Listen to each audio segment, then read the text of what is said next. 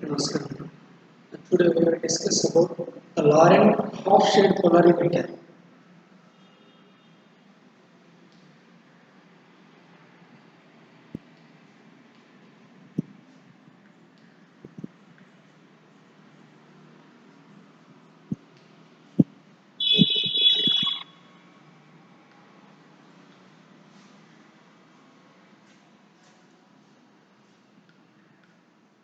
Lorentz half-shade polarimeter. Lorentz అర్ధఛాయ ధ్రువణ మాపకము. Okay, so here a polarimeter is an instrument.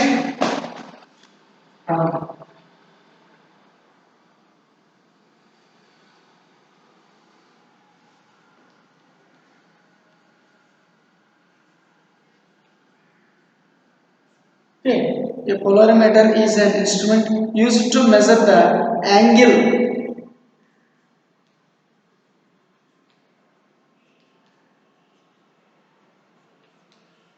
Used to measure the angle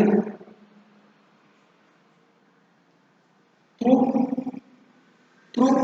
which the plane of polarization is rotated by an optically active substance. Which the plane of polarization through which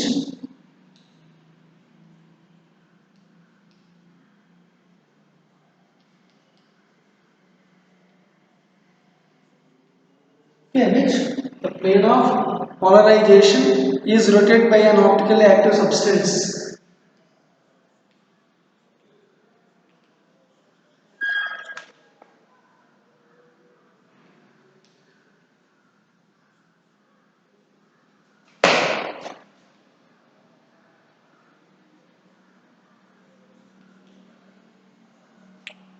Optically active substance. Okay, so here అంటే so ఈ ధ్రువణతల భ్రమణ కోణం ఉంది కదా polarisation measure the angle through which the plane of polarization is rotated by an optically active substance. ఈ ధ్రువణతల భ్రమణ కోణం తీటాను కనుక్కొని ఈ ధ్రువణతల భ్రమణ కోణం తీటాని కనుక్కొని సో తద్వారా ఈ ద్రావణాల యొక్క గాఢతను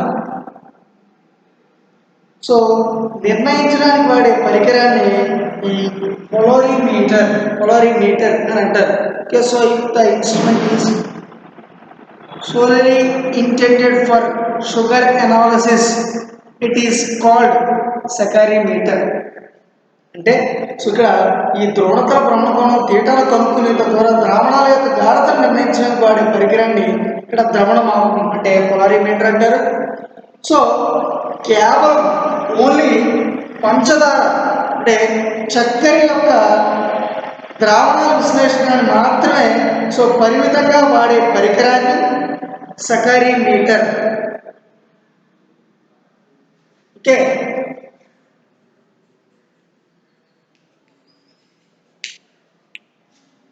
సకారిమీటర్ అంటారు. సో ఇక్కడ ఈ విశిష్ట భ్రమణ సామర్థ్యాన్ని నిర్ణయించడానికి కూడా ఈ ధ్రువణ మాపకం అనేది సో ఎంతగానో ఉపయోగపడుతుందని కూడా చెప్పచ్చు. ఓకే, సో అయితే ఇక్కడ ఈ ధ్రువణ మాపకాన్ని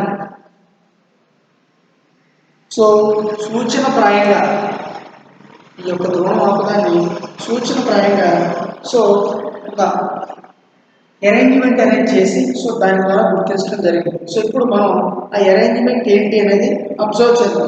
అంటే సో ఇక్కడ దాని యొక్క నిర్మాణం ఎలా ఉంది అనేది మనం అబ్జర్వ్ చేద్దాం. సో ఇక్కడ ఈ యాంగిల్ ధ్రువణతల భ్రమణ కోణాన్ని కనుక్కోవడం ద్వారా సో ద్రావణాల యొక్క గాఢతను నిర్ణయించడానికి వాడే పరికరాన్ని సో పొలారిమీటర్ అంటారని చెప్పాం.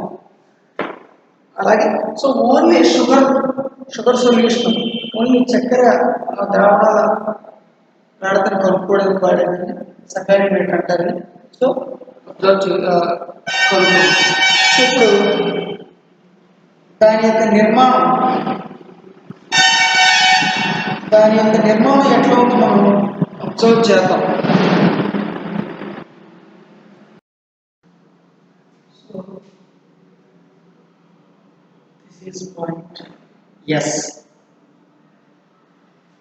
ఓకే, సో ఇది ఒక లెన్స్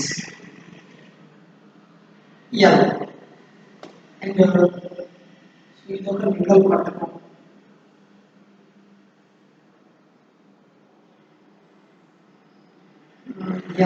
మొత్తం ఇంకా 2 నికల్స్ తీసుకుంటాం. సో ఇది మొదటిది, ఇది M1 అని తెలియించి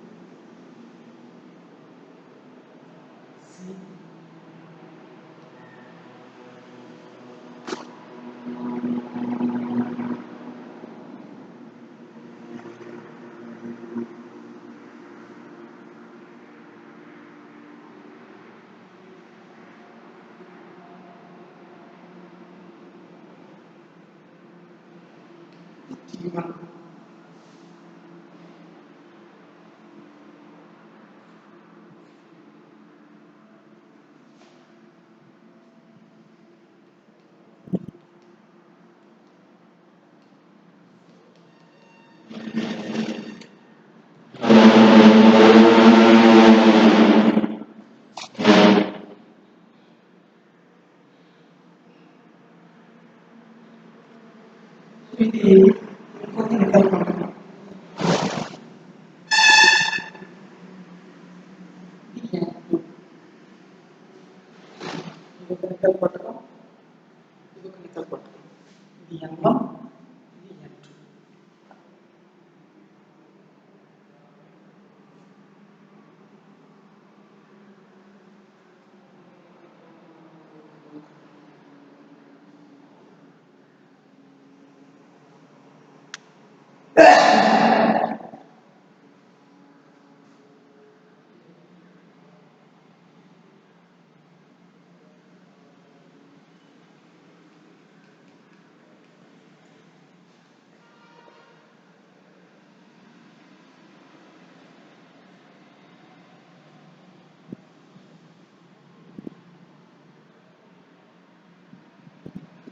ఇది telescope.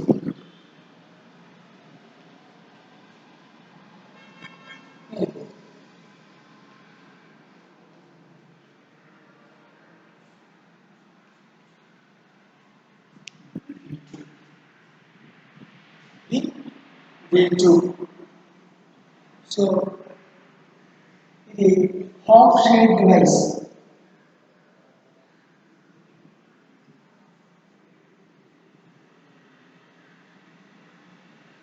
Half shade device.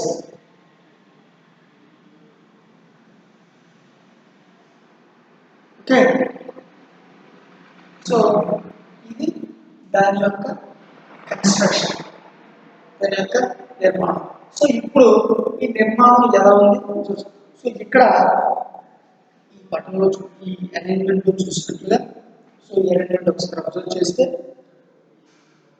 So ఈ ధ్రువణ మార్గంలో 2 నికల్ పట్టకాలు, ఒకటి M1, 2 M2. ఈ ధ్రువ మార్గంలో పోలరీమీటర్లో ఇది పోలరీమీటర్ అరేంజ్మెంట్.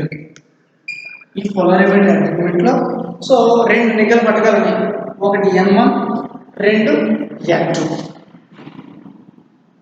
ఓకే, సో ఇది ఈ 2 ఒకే అక్షరం వెంబడే భ్రమణం చెందే విధంగా సో ఒకే అక్షరం భ్రమణం చెందే విధంగా సో అమర్చబడి ఉన్నాయి ఈ 2 ఒకే అక్షరం. ఓకే, సో ఇందులో ఈ M1 యొక్క ధ్రువణకారి, ఈ M1 లో ధ్రువణకారి గాను, M1 పోలరైజర్ గాను, M2 విశ్లేషణ గాను, ఎనలైజర్ గాను. సో ఈ 2 నికల్స్ ఉన్నాయి, ఒకే అక్షరం మీద ఒకే అక్షరం వెంబడి ఉండేలాగా అమర్చి ఉన్నాయి. సో ఇందులో ఒకటేమో పోలరైజర్ గాను, ఇంకోటేమో ఎనలైజర్ గాను పనిచేస్తాయి. అయితే సో ఇక్కడ ఈ N1 తర్వాత హాఫ్ షేప్ డివైస్ ఉంది చూడండి. ఇది ఈ నికల్ N1 తర్వాత హాఫ్ షేప్ డివైస్. సో ఈ అర్ధఛాయ పరికరం అనేది ఉంటుంది. ఇదే అది. సో ఇక్కడ ఈ అర్ధఛాయ పరికరం ఒక అర్ధవృత్తాకారంలో ఉండే, అంటే ఇలా అర్ధవృత్తాకారంలో సగం. సో ఈ విధంగా సగం, అర్ధ అంటే సగం, అర్ధ భాగం అని. ఓకే. సో ఇక్కడ ఈ అర్ధఛాయ పరికరం అనేది సో ఒక అర్ధవృత్తాకారంలో ఉండే అర్ధతరంగ ఫలకం క్యూ. ఇది క్యూ అంటే క్వార్ట్జ్తో చేసింది ఉంటుంది. ఓకే. ఈ అర్ధఛాయ పరికరం క్యూ అనేది క్వార్ట్జ్తో తయారు చేసింది ఇక్కడ ఉంటుంది. అది క్లియర్. సో ఈ హాఫ్ షేప్ డివైస్ కూడా అయిపోయింది. తర్వాత సో ఈ ఫలకాన్ని సో దాని ముఖతలాలు స్ఫటికంలో ఆప్టికల్ యాక్సిస్కి ధృగక్షానికి సో ప్యారలల్గా ఉండేటట్లుగా, అంటే సమాంతరంగా ఉండేటట్లుగా సో వాటిని ఖండిస్తారు. ఓకే. సో ఇక్కడ ఈ దృక్క్షేత్రంలో సగ భాగాన్ని, ఈ దృక్క్షేత్రంలో హాఫ్ వాటిని సగ భాగాన్ని సో ఈ ఫలకం అనేది ఆవరించి ఉంటుంది. దృక్క్షేత్రంలో సగ భాగాన్ని ఈ ఫలకం అనేది వరుస చేసింది, సగ భాగాన్ని ఇది ఆవరించి ఉంటుంది. ఓకే. సో దానికి మరొక అర్ధవృత్తాకారపు గాజు ఫలక జీ. ఈ జీని అతికించడం జరుగుతుంది. ఈ జీని అనే దాన్ని అతికిస్తారు. ఓకే. సో ఈ రెండు కలిసి ఇది సగం కదా, ఈ క్యూ సగం, ఇది సగం, ఈ రెండు కలిసి మొత్తం పూర్తి వృత్తం అనేది ఏర్పడడం జరుగుతుంది. ఇది సగం కలిపితే ఫుల్ అవుతుంది. సో ఈ సగం కలిపితే మొత్తం పూర్తి వృత్తం అనేది ఏర్పడుతుంది. సో ఇక్కడ ఈ క్వార్ట్జ్ ఫలక ఎంత కాంతిని శోషించుకుంటుందో, ఎంత కాంతి అనే దాన్ని శోషించుకుంటుందో సో గాజు ఫలక కూడా అంతటి కాంతిని సమానంగా శోషించుకుంటుంది. ఇక్కడ లైట్ అనేది, ఈ క్యూ అనేది లైట్ని ఎంతైతే అబ్జర్వ్ చేసుకుంటుందో, ఎంతైతే శోషించుకుంటుందో, ఇది కూడా ఈ జీ కూడా అంతే శోషించుకుంటుంది. ఎందుకు అంటే సో ఇది సమానం కాబట్టి, ఇది సగం సో ఇది సమానం కాబట్టి ఇది ఎంతైతే శోషించుకుంటుందో ఇది అంతే శోషించుకుంటుంది. ఓకే. సో పైకి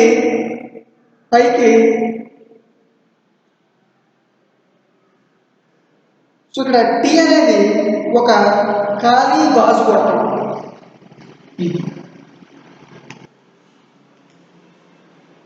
ఈ టీ అనేది ఖాళీ గాజు గొట్టం. సో దీని మధ్యలో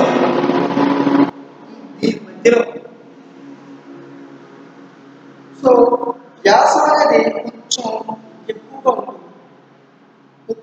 వ్యాసం అనేది ఎక్కువగా ఉంటుంది, డయామీటర్. సో పైకి రెండు బొడుగులు ఉంటాయి. ఇది ఒక బొడుగు, ఇది ఒక బొడుగు,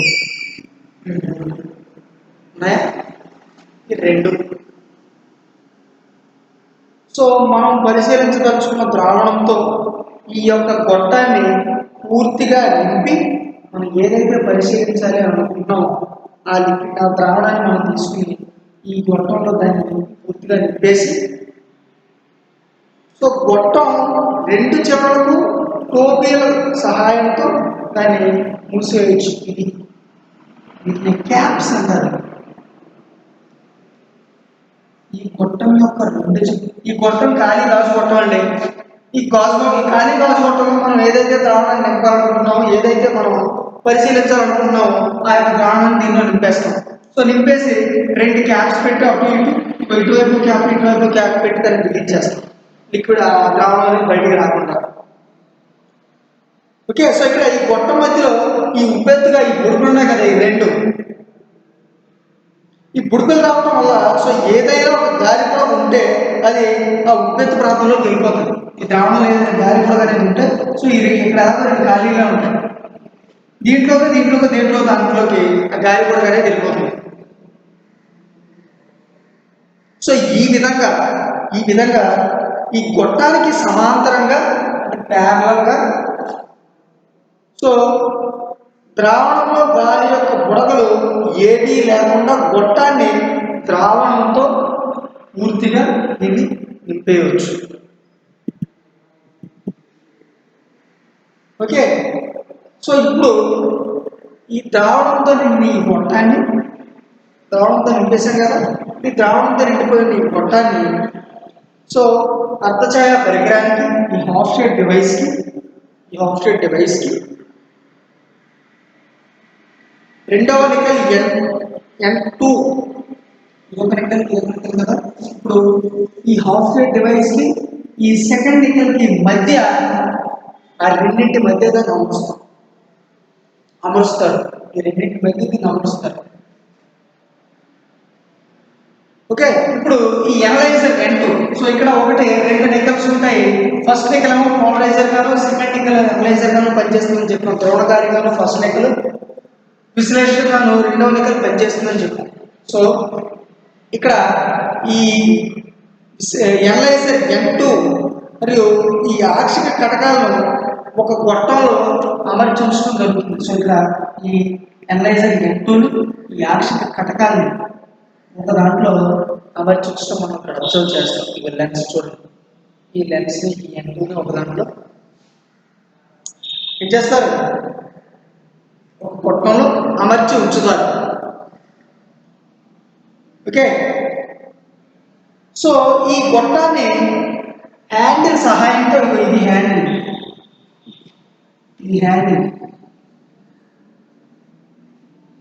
ఈ గొట్టాన్ని ఇప్పుడు హ్యాండిల్ సహాయంతో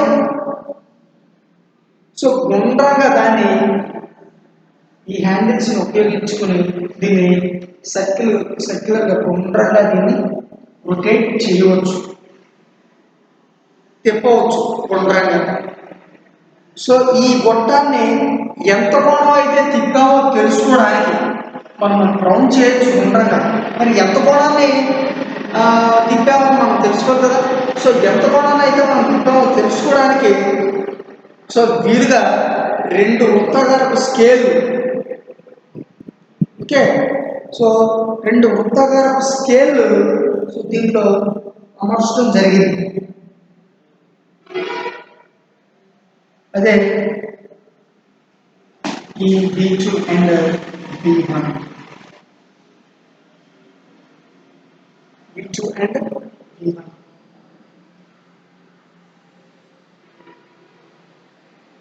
అది ఈ స్కేల్ అంటే స్కేల్ హ్యాండిల్స్ అని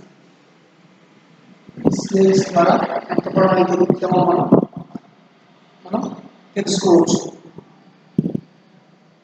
తెలుసుకోవడానికి 2 వృత్తాకారపు స్కేల్ ఇక్కడ B1 మరియు B2 అనేవి సో అమర్చబడి ఇంట్లో ఉన్నాయి. సో ఇది ఈ పోలారిమీటర్ యొక్క కన్స్ట్రక్షన్, నిర్మాణం. వెరీ క్లియర్, అందరికీ అర్థమైంది కదా. సో ముందుగా ఇక్కడ ఒక ఏకవర్ణ కాంతి మోనోక్రోమాటిక్ లైట్,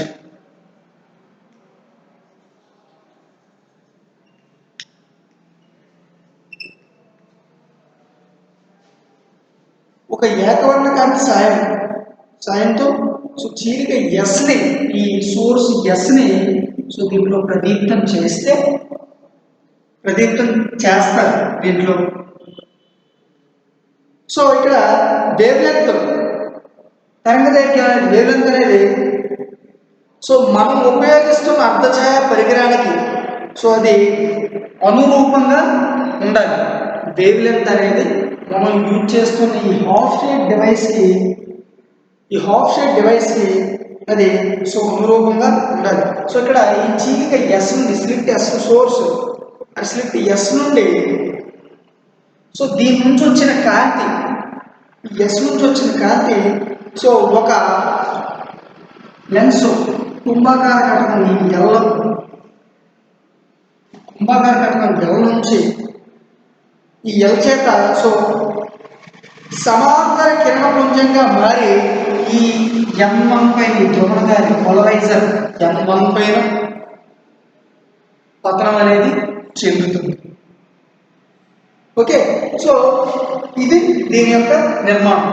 సో ఇప్పుడు ఈ హాఫ్ షేడ్ పోలరైమీటర్ ఏ విధంగా పనిచేస్తుంది అనేది మనం అబ్జర్వ్ చేద్దాం. సో ఇక్కడ ఈ M1 గుండా ప్రయాణించిన కాంతి, ఈ పోలరైజర్ M1 గుండా ప్రయాణించిన కాంతి సో ప్రయాణించిన తర్వాత సో కాంతి పుంజం అనేది ఈ ఏకతల ధ్రువిత స్థితిలోకి అనేది వచ్చేస్తుంది. సో ఈ కాంతి పుంజంలో సగం క్వార్ట్జ్ వలక క్యూ గుండా ప్రయాణం చేస్తుంది. ఓకే, సో మిగిలిన సగం ఈ గాజు పలక గ్లాస్ ప్లేట్ జీ గుండా ప్రయాణం చేస్తుంది. సో ఎందుకంటే ఇక్కడ క్యూ సగం జీ సగం క్యూ నుంచి ట్రావెల్ అవుతుంది, సగం ఈ జీ నుంచి ట్రావెల్ అవుతుంది. ఓకే, సో ఇక్కడ అది ఒక్కసారి మనం అబ్జర్వ్ చేస్తే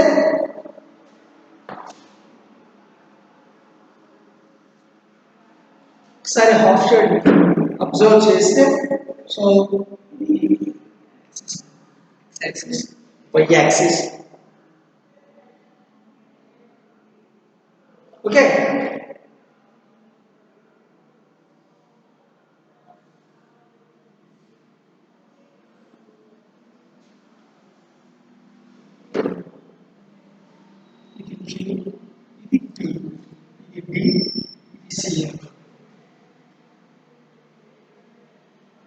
okay, X axis Y axis ఇది యాంగిల్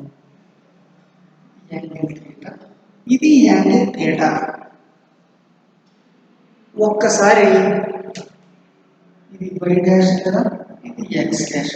ఒక్కసారి దీన్ని అబ్జర్వ్ చేయండి. చేస్తే ఇక్కడ M1 గుండా ప్రయాణించిన తర్వాత కాంతిపుంజం ఏకతల ధ్రువిత స్థితిలోకి వస్తుంది.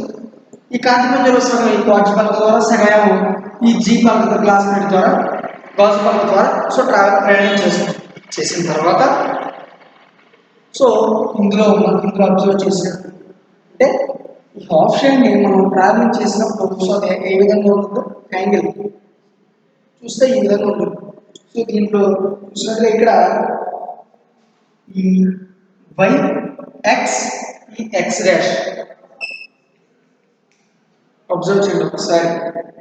మరి ఈ Y X Y dash X dash ఈ Y X Y dash so అనేది క్వార్ట్జ్ పలకచే ఏర్పడిన అర్ధవృత్తం. సో ఈ వై ఎక్స్ ఎక్స్ డాష్ అనేది ఈ క్వార్ట్జ్ పలక ద్వారా ఏర్పడిన అర్ధవృత్తం.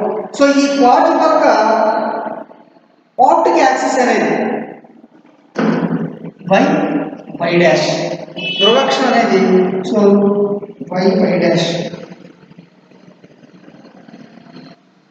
ఓకే, సో ఇక్కడ ఇది ఫర్ ఎగ్జాంపుల్ పేపర్లో గీసామనుకోండి, లేదా బోర్డు తరంలో సో ఉండేటట్లుగా అది ఇక్కడ ఖండింపబడింది కూడా. సో ఈ పలకపై పతనం చెందే ఈ ఏకతల ధ్రువణ కాంతి దాని యొక్క కంపనాలను ఓపీ సదిశ అనేది సూచిస్తుంది. సో దాని యొక్క కంపనాలను ఈ సదిశ అనేది సో దాన్ని సూచిస్తూ జరుగుతుంది. ఓకే, సో ఇది ఓ వైతో థీటా యాంగిల్ అనేది చేస్తుంది. సో ఇక్కడ ఈ క్వార్ట్జ్ పలకలో ఈ కాంతి రెండు అంశాలుగా విడిపోవడం జరుగుతుంది. ఒకటి ఓసి, ఇంకోటి ఒడి.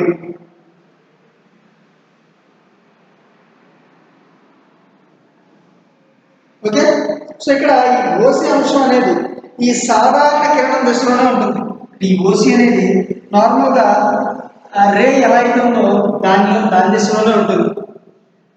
బట్ ఇక్కడ ఈ ఓఎం అని ఓఎం ఒకటి ఓసి ఇంకొకటి ఓఎం, ఒకటి మాత్రం దీంతో పాటు సమానంగానే ఉంటుంది. అంటే ఓసి అంశం మాత్రం ఇక్కడ సాధారణ కిరణం దిశలోనే ఉంటుంది. అంటే అది ఎలా అంటే ఆ డైరెక్షన్ ఉంటుంది. బట్ ఓఎం అనేది మాత్రం ఇక్కడ, సో ఓఎం అనేది రెండవ అంశం. సో ఇది సాధారణ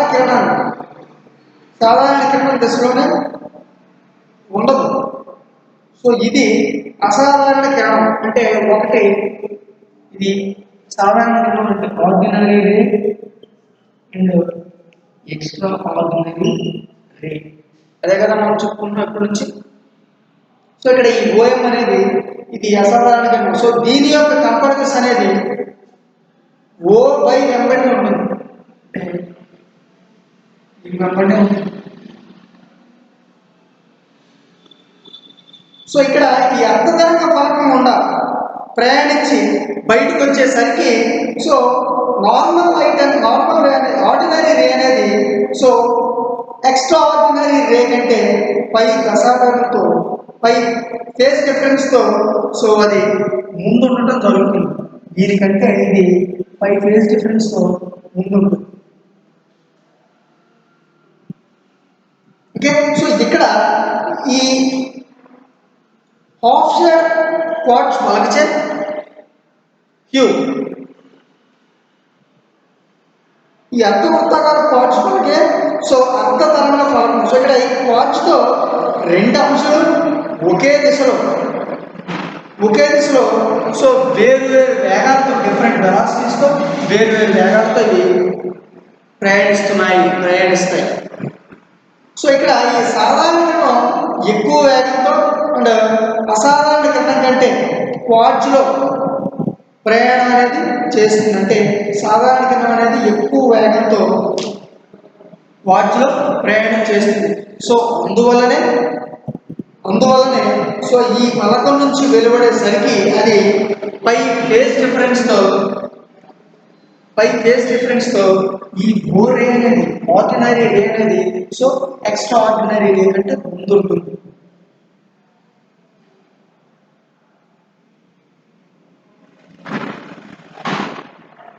ఓకే, సో అయితే ఈ ఫేస్ డిఫరెన్స్ కారణంగా ఇక్కడ ఈ ఆర్డినరీ రే యొక్క దిశ అనేది సో తారుమారు అయిపోతుంది. ఈ పై ఫేస్ డిఫరెన్స్ వల్ల ఈ ఆర్డినరీ రే యొక్క దశ భేదం అనేది దిశ అనేది దాని యొక్క వైబ్రేషన్ అనేది ఏమైపోతుందంటే సో క్లియర్గా ఉండదు, తారుమారు అయిపోతుంది. ఓకే, సో అంటే ఇక్కడ ఈ సాధారణ అంశం యొక్క స్థితి ఈ సాధారణ అంశం యొక్క స్థితి స్టేట్ ఓసి. సో ఓసి చేత సూచింపబడితే ఈ తుది స్థితి అనేది ఈ ఓడి చేత, ఇది ఇనీషియల్ ఇది ఫైనల్, ఈ ఓడి చేత సూచింపబడుతుంది. సో ఇప్పుడు ఈ అసాధారణ అంశం ఓఎం మరియు ఓక్యూ, ఎక్స్ట్రాఆర్డినరీ రే ఓఎం మరియు ఓక్యూ. సో ఇక్కడ ఈ సాధారణ అంశం ఓడిలో ఫలిత దిశ. సో ఇక్కడ ఓక్యూ అనేది వై అక్షంతో తీటా యాంగిల్ అనేది చేస్తుంది. సో మనం అబ్జర్వ్ చేస్తాం. సో ఇక్కడ దానికి పర్యవసానంగా ఈ క్వార్ట్జ్ పలక క్యూ నుంచి వెలువడే కాంతి కిరణపుంజం యొక్క కంపరేషన్ సో అది ఎలా ఉంటుందంటే ఓక్యూ వెంబడి ఉంటుంది. ఓకే, సో ఇక క్యూ అయిపోయింది గాజు పలక. సో ఇక ఈ గాజు పలక జీ నుంచి వెలువడే కాంతి కిరణపుంజం యొక్క కంపన సదిశ మాత్రం సో ఎలాంటి మార్పును చెందకుండా తన దిశను ఓపీ వెంబడినే సాగుతూ ఉంటుంది. ఓకే, సో ఇక్కడ ఫస్ట్ చూస్తే మెయిన్గా డిఫరెన్స్ చూస్తే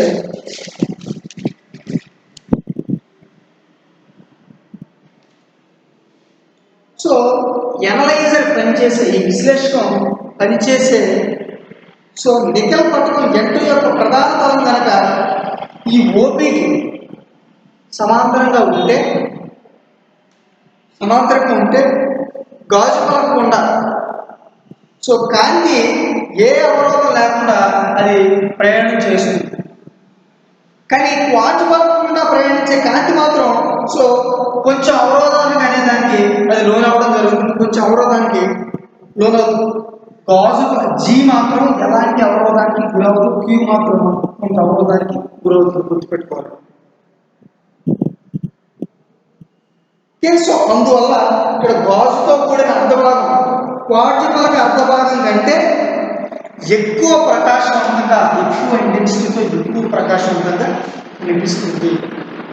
సో ఇట్లా కాకుండా నికెల్ పట్టణం N2 యొక్క ప్రధాన అక్షరం కనుక ఈ ఓక్యూకి సమాంతరంగా ఉంటే క్వార్ట్జ్ పలక గుండా ప్రయాణం చేసే కాంతి ఏ అవరోధానికి గురి కాకుండా ప్రయాణం చేస్తుంది. కానీ ఈ గాజు పలక గుండా ప్రయాణం చేసిన కాంతి మాత్రం కొంచెం అవరోధానికి గురవుతుంది. సో ఇక్కడ ఈ ఓక్యూ ద్వారా ప్రయాణం చేస్తే ఒకలాగా, ఈ ఓపీ ద్వారా ప్రయాణం చేస్తే ఒకలాగా. సో ఈ ఓక్యూ ద్వారా ప్రయాణించింది అనుకోండి, క్యూకి ఎలాంటి అవరోధం ఉండదు, జీ ఉంటుంది.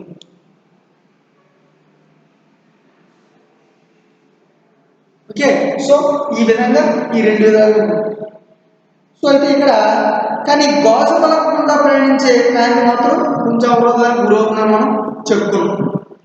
సో ఈసారి ఈ క్వార్ట్జ్ పలక అర్ధభాగం గాజుతో కూడిన అర్ధభాగం కంటే ఎక్కువ ప్రకాశవంతంగా కనిపిస్తుంది. ఇందాక దీనికంటే దీని గుండా ప్రయాణించింది ఎక్కువ ప్రకాశవంతంగా కనిపిస్తుంది. సో ఇప్పుడు దాని యొక్క డైరెక్షన్ దీని ఇలా ఓకేలో ఉంటే ఇది తక్కువ కనిపిస్తుంది, దీనికంటే ఈ క్యూది ఎక్కువ ప్రకాశవంతంగా కనిపిస్తూ ఉంటుంది. సో ఈసారి కనుక ఈ విశ్లేషణం N2 యొక్క ప్రధాన అక్షరం కనుక వై డాష్ అక్షరానికి ప్యారలల్గా ఉంటే, సమాంతరంగా ఉంటే, సో ఇది రెండు ఏకతల ధ్రువత అంశాలతోటి సో ఒకే యాంగిల్ చేస్తూ ఉన్నందున ఈ దుక్షేత్ర ఆప్టికల్ యాక్సిస్ ఈసారి గాజు పలక మరియు క్వార్ట్జ్ పలక రెండింటికి సమానంగా ప్రకాశవంతంగా అది కనిపించడం జరుగుతుంది. సో ఇది అంతా ఇందాక మనం చూసాం. ఇది దీంట్లో అబ్జర్వ్ చేస్తే మనకి సో దీంట్లో చూపించడం అనేది మనం జరిగింది. సో ఈ విధంగా ఈ అర్ధఛాయ పరికరం అనేది దుక్షేత్రాన్ని రెండు అర్ధభాగాలుగా విభజించడానికి సహాయం అనేది చేస్తుంది, సహాయపడుతుంది. ఓకే, సో ఇక్కడ రెండు అర్ధభాగాలుగా సమానంగా ప్రకాశవంతంగా ఉండే స్థానం నుంచి ఈ ఎనలైజర్ N2 విశ్లేషకుడు N2ను సో ఏ మాత్రము అటు ఇటు తిప్పినా రెండు అర్ధభాగాల మధ్య కాంతి అనేది ఈ రెండు భాగాల అర్ధభాగాల మధ్య కాంతిలో దాని కాంతి తీవ్రతలో సో చెప్పుకోదగినంత తేడా అనేది అవపించడం జరుగుతుంది. చెప్పుకోదగిన తేడా అనేది సో దాంట్లో అవపిస్తుంది. ఓకే, సో ఈ విధంగా దీని కన్స్ట్రక్షన్ చేసి దీని యొక్క పని విధానం అనేది సో ఈ విధంగా ఈ పొలారిమీటర్ యొక్క పని విధానం అనేది సో ఇట్లా ఉంటుంది. Okay, so here this is about the Lorentz half-shade polarimeter. Okay, Lorentz polarimeter. Okay, have a nice day. Thank you.